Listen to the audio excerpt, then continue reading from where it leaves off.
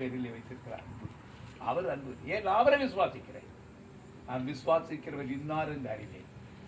விசுவாசத்தினாலே நீதிமான் பிழைப்பான். ஆகவே நம்முடைய ஜீவியத்திலே தேவன் தேடுகிற விசுவாசம், அந்த விசுவாசத்தை நடத்தினவர்களை பாருங்கள் என்று சொல்லப்பட்டது.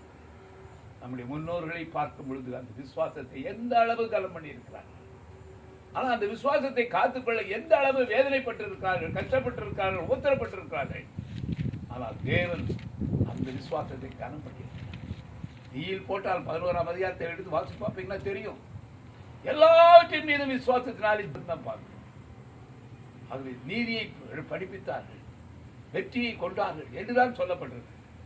ஆனால் நமக்கு வேண்டியது என்னுடைய 80வது வயதின் மத்தியிலே கர்த்தர் எனக்கு அடுத்து கற்றுக் கொடுக்கிற பாடம் விசுவாசத்தை விட்டார். விசுவாசத்தை எந்த அளவு கனம் பண்ண முடியுமோ கனம் பண்ணது.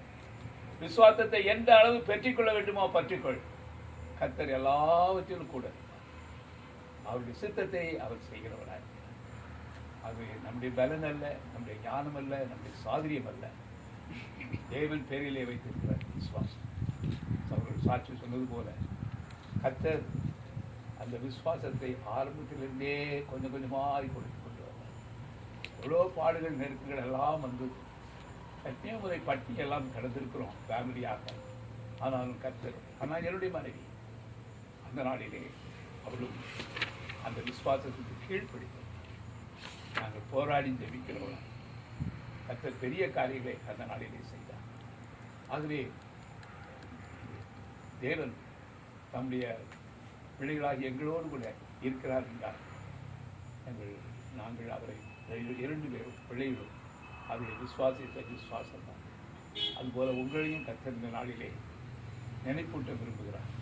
நீங்கள் அந்த அளவுக்கு உங்கள் விசுவாசத்தை அவர் மீது வைக்க பெரிய காரியத்தை அவர் செய்து முடிக்கிறார். சோர்ந்து போகலாம். கர்த்தர் நிச்சயமாக செய்ய வல்லவர். நான் தோளில் சுமக்கிறேங்கிறாரே, வடியில் சுமப்பேன் பாரு, இடுப்பில் வைத்து தாளாட்டுவீங்க, காலில் வைத்து தாளாட்டுவேன்னு சொல்றாரு. செய்வாரு. ஏன் நமக்கு விசுவாசம் வர மாட்டேங்குது?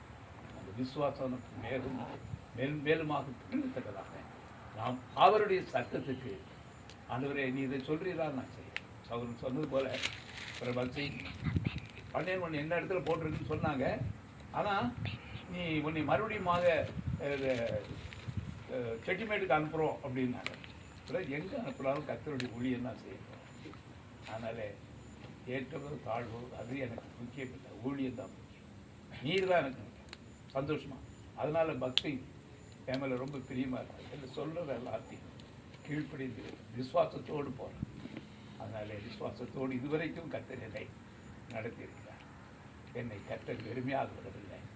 அநேக அன்பின் வழியாக நடத்தப்பட்டாலும் கர்த்தர் என் தேவையை, என் குடும்பத்தின் தேவையை, பிள்ளைகளின் தேவையை சந்தித்துக் கொண்டே ஆச்சரியமான சொல்ல முடியாததுனால அது அவ்வளவு தூரம் இது பெருசு. அதனால் சுருக்கமாக சொல்கிறேன், கர்த்தர் பேரில் நம்முடைய விசுவாசம் இருக்கு. உலகத்தின் பேரில் விசுவாசம் நிச்சயமாக முடியாத காரியத்தை முடிச்சு வைப்பார். அவர் நம்புங்கன்னு சொல்ல நம்ப வைப்பார். அதுபடி செய்து முடிப்பார். நான் வேற யாரையும் போக முடியாது ஆண்டவர், நீ தான் சொல்லணும். அவரை முழுமையாக பற்றி கொள்ளும் பொழுது கண்டு. அதனால் வேதம் சொல்லு, விசுவாசித்தவர்களை பாக்கிகள். அதுபோல விசுவாசிக்கிறவர் மகரான்